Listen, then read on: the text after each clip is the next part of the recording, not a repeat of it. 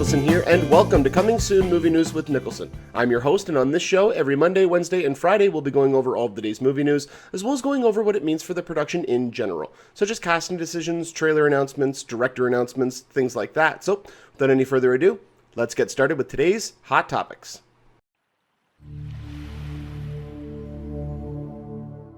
Before we get into our main topic today, I just wanted to apologize for not having a few episodes up this week. Ever since even before I started the show, I have been suffering from some pretty significant health issues, so sometimes those do prevent me from being able to do an episode, so I did just want to apologize for that, and from my understanding, for the next foreseeable future, I shouldn't be having any more of these. I've got some new procedures that I'm trying to undertake to correct this, so yeah, hopefully this shouldn't interfere with me being able to do an episode, but I am trying to be as diligent as I can with updating you guys and letting you know when and if some of these issues may arise to stop me from being able to do an episode. So I do apologize, but hopefully going to be back on track starting as of today and continuing on for the next foreseeable future. So I just want to do a little bit of a recap of what's been happening over the past week and a half or so. So the first topic I'm going to be talking about is a lot of new updates have come out about Suicide Squad. Now, I'm not going to be talking about the whole storyline that has been coming out via Latino Review, where they basically give you the entire outline of the film and how they don't give you specific details, with the exception of one character. But it does kind of talk about what the through line of the movie is going to be and all this stuff. With the exception of that one character, I will say this about it. With the exception of that one character trait that is revealed, I should say, this movie sounds like it's going to be a hell of a lot of fun. And in the hands of somebody like David Ayer, I'm definitely getting on board with this movie. I mean, I always was from the beginning. I thought it sounded really cool. But I'm getting more and more excited about this. This is really sounding like it's going to be a cool film. The one thing, though, that I could not get from that description, maybe it's just my interpretation of it, maybe it was described very well, I just didn't interpret it this way, but it didn't come across that they were all going to be villains. It all seemed like they were going to be guys on the wrong side of the tracks. That's just what I took from it, but it might play out differently, and I hope it does. I hope we actually do get to see villains with possibly some redeeming qualities, maybe things that you like. Like, I mean, look at how Alan Rickman played Hans Gruber in Die Hard. He was a villain. He was one of the best on-screen villains that we've seen, but he was also somebody that you rooted for. You got behind him in a sense. You almost wanted him to win, but you also wanted John McClane to take him down. And I feel that they could approach these characters like that, and I hope that they do, because that, to me, is the good sign of a villain. It's a villain that everybody can get behind, whether it be it's really well written or it's very well acted. We have great talent behind these characters, so if they're really well written, I think we're going to get something very special with it. But updating basically what's happened, I've already talked about Tom Hardy dropping out of the film. It was rumored that it was about scheduling issues and stuff like that, but after reading the supposed breakdown of the movie, I can understand why he would not want to be the character of Rick Flag. The one thing I will say about this is that it looks like Rick Flag is no longer going to be the leader of the movie, because originally it was stated that Tom Hardy would play Rick Flag, who was going to be the leader of the group, and he and Deadshot were basically going to be vying for the lead in the group of sorts, and it was going to be kind of head-to-head between Will Smith and Tom Hardy. Well, it looks like, based on recent rewrites, that Rick Flag's character his screen time at least has been reduced a little bit, making Deadshot more of a central character in the film, which makes sense, especially considering that it's Will Smith playing Deadshot. He rarely, if ever, will do a movie where he's not the lead, with the exception of Winter's Tale, which, again, we won't talk about. His performance in that movie was abysmal.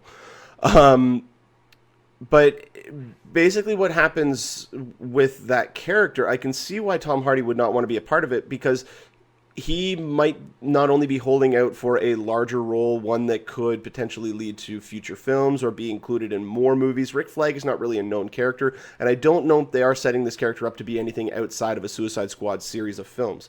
So I can see why he would have passed on that, but Jake Gyllenhaal, who was rumored to be his replacement, has now since passed on the film.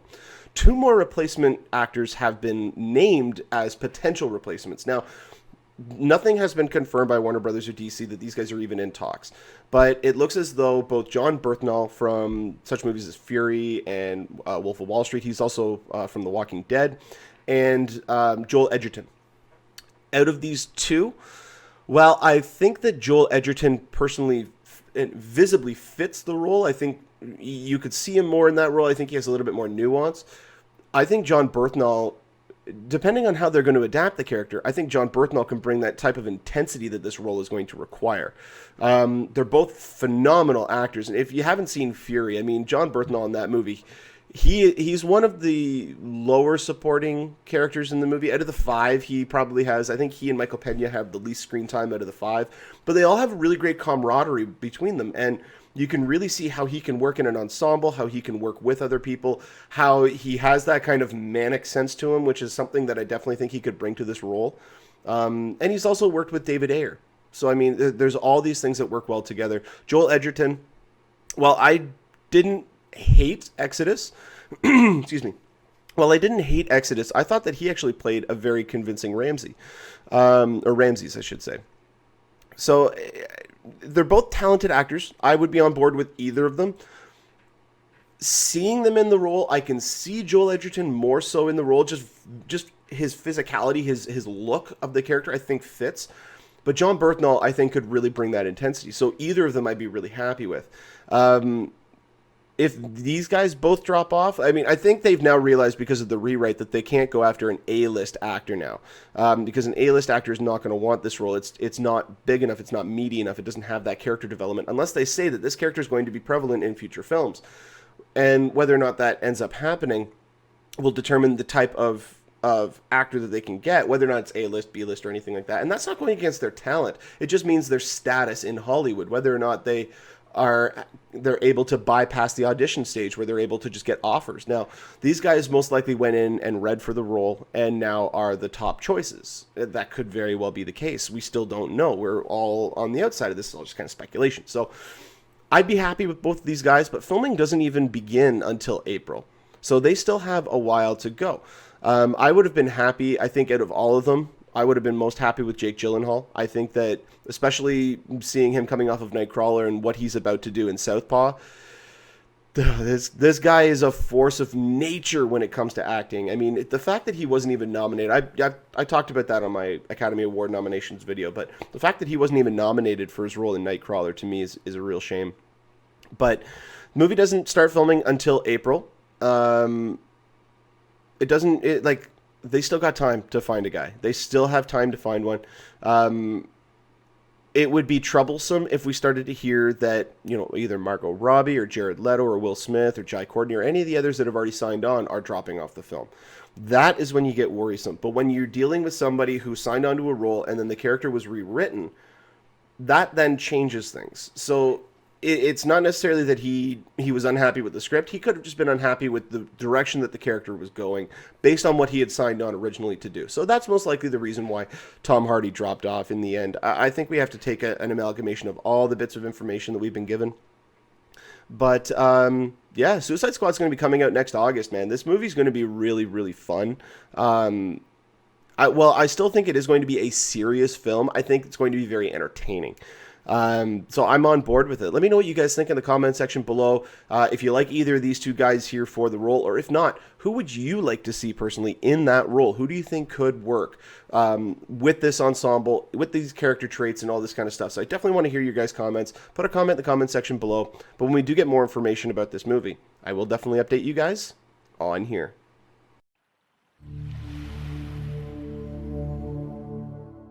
Even though Aquaman, coming out in DC's upcoming cinematic universe, isn't coming out until 2018, they're still searching for a director. It's still ways away. Like, we're only at the beginning of 2015. They don't have to start filming this movie until 2017. So they still have over 2 years. But they would like...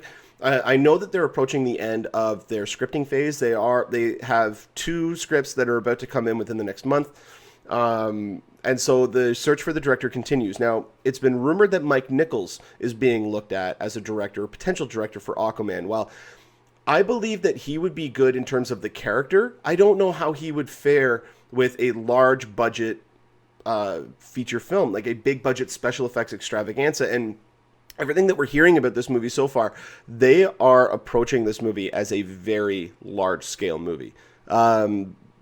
I've heard, based on the Latino Review article that I read, and a couple of others that I've read online as well, they are approaching this as almost an Avatar-style world-building film. This is going to be a massive, massive film. On top of that, you have Jason Momoa playing the title character. The Aquaman is going to curb people's expectations so much. I'm really excited for this movie. They are basing it off of the new 52 version of the character. Whether or not he has both his hands, I don't know. If he still has the hook hand, or if he ends up having the hook hand, which would be cool by the end of the film. I think that could really work. Anybody out there who watches any of the DC animated stuff, they just had a new one come out called Throne of Atlantis. And while I didn't care for the overall film altogether, there were some sequences in there involving the Atlanteans, which were unbelievably cool. Like, I think it was it actually Arthur's mother? I can't remember the actual character who did it, but they came up. It looked a little bit silly at first, where she was in like this giant water tornado and standing at the top of it. But then what she did was she got all these water drops. Like, she just spun around, got all these water drops to come out, and they turned into like ice arrows and shot them at everybody. And then they all stuck into everybody. And then she had like water blades come out of her arms and was swiping around, cutting people in half and all this stuff. Like, it was really, really cool. And while staying away from gore, if they can bring that level of intensity to some of these fight sequences, this is going to be a movie that we haven't seen before. We haven't seen things like this. Like, they're going to be approaching this movie in a very unique way and making it a large scale. I think they're going almost 200, if not higher, $1 million budget. They're going all out with this movie, and I really think they have a great take on it. We are going to be introduced to the character in Batman v Superman. How big of a role that is still to be questioned. I don't think it's going to be very large. I think it's going to be a very, very minimal appearance, but bringing him into that, and then also including him in the first Justice League movie, which is going to be coming out before this, we're in for a treat and a half, I think, when it comes to Aquaman. Now, some comments that have come out by Jason Momoa have stated that it's a classic origin story. Having him in 2 films and then doing an origin story, I don't see what that serves, unless you take part of the movie and have that be an origin story. Maybe even told through flashbacks or anything like that. I don't know how they're going to approach it, but having an origin story after we've already established the character to a certain extent, that to me is almost a wasted opportunity. You could just further the stories while still telling the origins in flashbacks, or maybe that's prevalent to the new story that they're telling. But having them come in and doing this type of movie, I think sounds really cool. Mike Nichols, on the other hand, I don't know if he's the right choice for the type of movie that they're going for, which the new director that's being rumored to be attached, or at least in talks for the movie, has me a little bit more excited. Noam Murro. Noam Murro was the man who directed 300 Rise of an Empire. So not only does he have a working relationship with Zack Snyder, who's directing Batman v Superman and the Justice League movie, but he has a handle on large-scale, effects-driven films with big action set pieces, especially dealing with a lot of water and dealing with a lot of production troubles dealing with water. Because anybody who's worked on a film set knows you don't shoot. There's 2 things you don't do. You don't shoot with water and you don't shoot with snow. One of the reasons is because they're almost impossible to predict. You can't get the right lighting on them. You can't control them or anything like that. It's very difficult to do so. That's why a lot of movies that film in the snow are filmed on sound stages with controlled environments. Same with rain and all this kind of stuff. They're filmed on controlled environments. But they're still very difficult to navigate the whole production process while still maintaining that visual cue. So to me, getting somebody who's already experienced with that, is somebody who's delivered, me personally felt that it was a very entertaining film. I felt that it could have had probably about 10 or 15 minutes shaved off of it, but I feel that he would be a really good choice. There are other directors I think out there that would be better, but that's usually always the case. It's always going to depend on what their vision of the movie is. Because, I mean, you look at somebody like, even just as a writer's point of view, look at somebody like Akiva Goldsman. Akiva Goldsman is the Academy Award-winning writer of A Beautiful Mind. He is also the guy who wrote and directed Winter's Tale, which was awful. He wrote Batman and Robin. Yeah. Like, I mean, the guy has one of the most spotty track records out there. So, I mean, you can have somebody out there who has not the greatest track record in the world, but they might know this world. They might have the greatest take on this property and know how to execute it.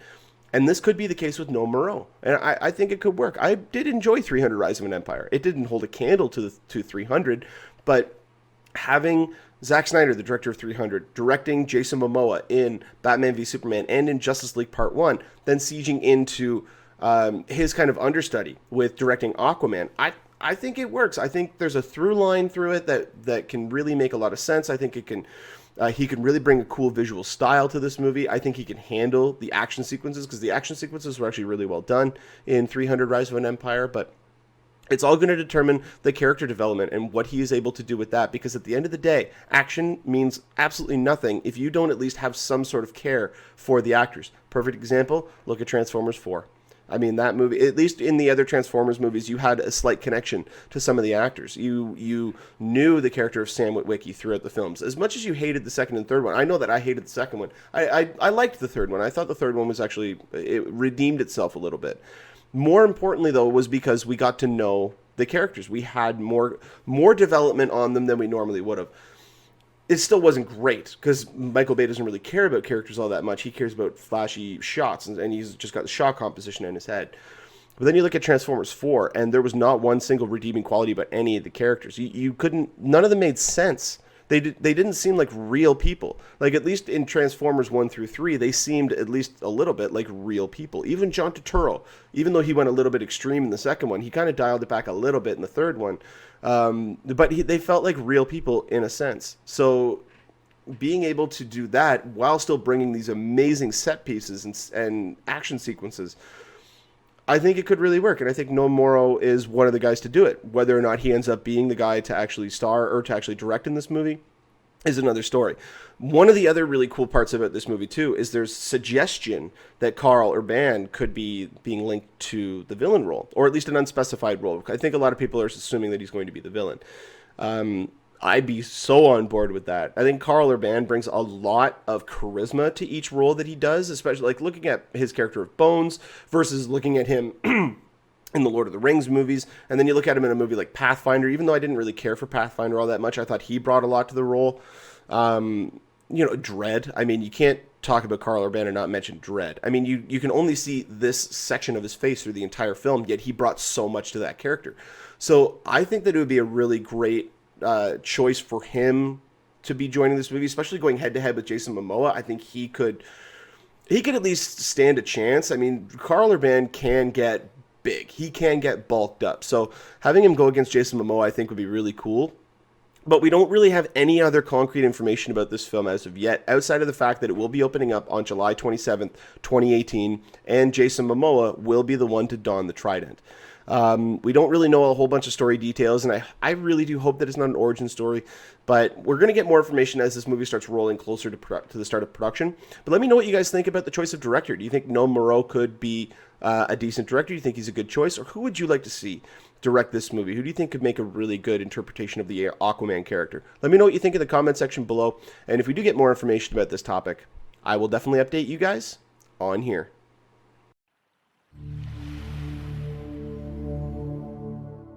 The first images from Alejandro Inarritu's new movie, The Revenant, have come online. Now, for those of you who don't know who Inarritu is, he is the man who currently directed Birdman. He's also directed such films as 21 Grams.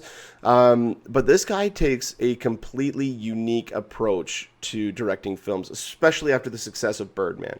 Now, with Birdman, he attempted to make a movie from the beginning to the end that felt like it was one continuous shot, and he succeeded in that. And for those of you who haven't seen Birdman, you need to stop what you're doing, pause this video, and go and watch Birdman, because that movie is utterly incredible. And it is a divisive movie. It is a movie that most people will either love or they will hate. But I personally, it hit all cylinders with me. I thought it was absolutely fantastic.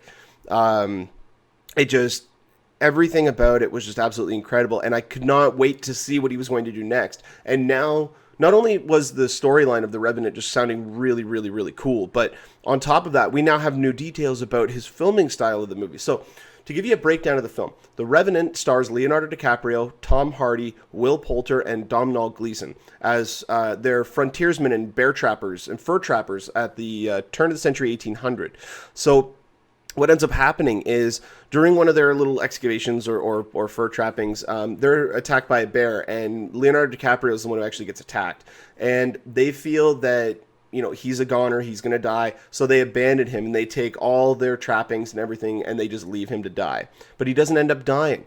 He ends up, through some magical way, he ends up surviving, and the remainder of the film is a 200-mile trek for him to hunt these guys down and seek revenge for leaving him to die.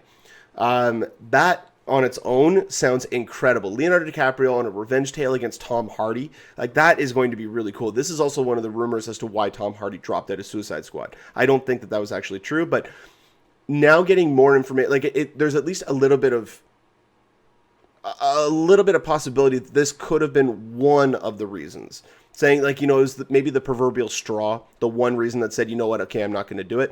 Because Inarritu is shooting this movie with only natural light. So he's only shooting it for a few hours a day, which means that they had to push the filming schedule. It'll have to go into late March, early April now, which is one of the reasons why he supposedly had to drop out of Suicide Squad. But not only that, they're shooting it in the isolated, desolate locations in Calgary, or in outside of Calgary, Alberta, Canada. And these are areas that are untouched by man. There is not, from my understanding, there's not going to be any digital replacements for any of the backdrops. They are all going to be natural. As you can see just from the image, this is the first image here of what Leonardo DiCaprio will look like in the movie. And he looks really rough. He's got, very dirty, bearded, all that kind of stuff. He's holding a really cool looking gun.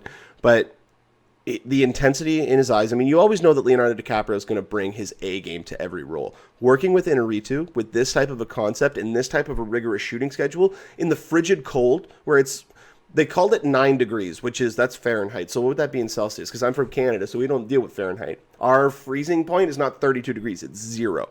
So minus 9 or 9 degrees Fahrenheit, so 32, probably be about minus 12, minus 13 degrees, maybe a little bit colder than that.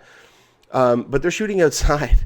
Like, these guys, they're going all winter like this. Like, this is extreme. This movie is going to be a whole new type of thing that we haven't seen yet, just in a visual standpoint. The storyline, obviously, we've seen stories like this before, but the visual aspect of it, the way that he's approaching it, and not only that, he has Emmanuel Lubezki, if I'm pronouncing that correctly, the cinematographer for Gravity and for Birdman. He's got him back, so we know it's going to look absolutely beautiful. On top of that, he's got these rigorous shooting, not contingents. Why can't I think of the word? Basically, contract obligations. He has a certain way that he wants to shoot the movie.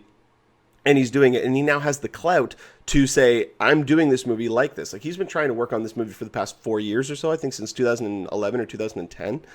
He's been trying to get this movie going, so I am definitely on board with this. Going after Tom Hardy, Domhnall Gleeson, and Will Poulter, this is going to be a really cool, really interesting movie. I'm really on board with this. Seeing Leo getting out of his comfort zone, because he usually always plays guys who are very, very troubled, all these internal demons. Now he's really starting to have a little bit more fun with his roles. Just look at Django Unchained and look at Wolf of Wall Street. Even though Wolf of Wall Street, he really was a guy who was very internally conflicted, but he bathed in excess.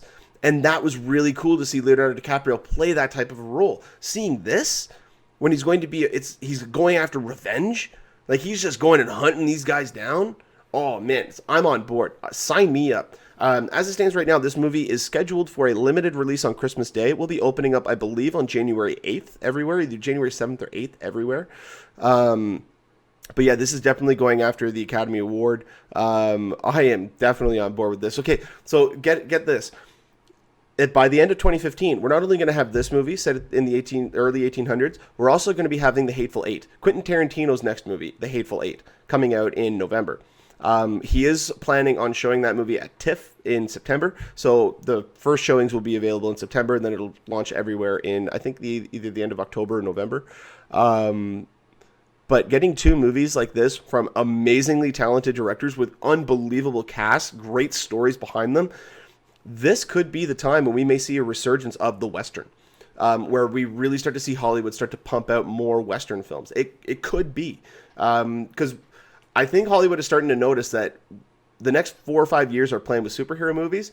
I don't know how likely we are to get all the same quantity and the same consistency of superhero films after 2020. I don't think that the general movie-going audience is really going to be that excited for, Avengers 5. So they might be. I don't know. I can't see that far ahead in the future. But just to me, the sheer amount, like 40 some odd superhero films coming out, I think Hollywood needs to now try to find something else that they can really try to focus on. And bringing back the Westerns, I think could work as long as you do proper stories. That's the main thing. You got to get people hooked.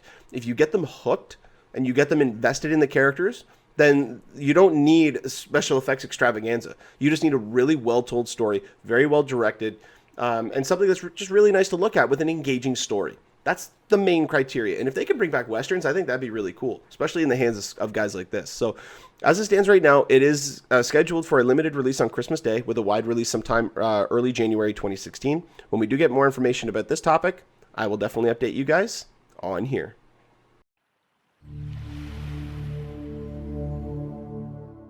Well, that'll do it for part 1 of this episode of Coming Soon Movie News with Niklsun. Thank you so much for watching. You guys have been a great audience.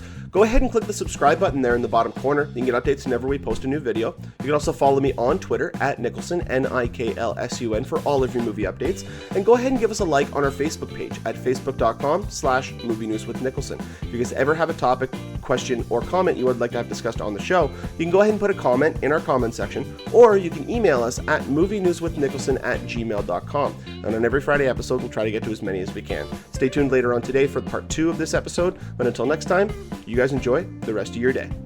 Take care.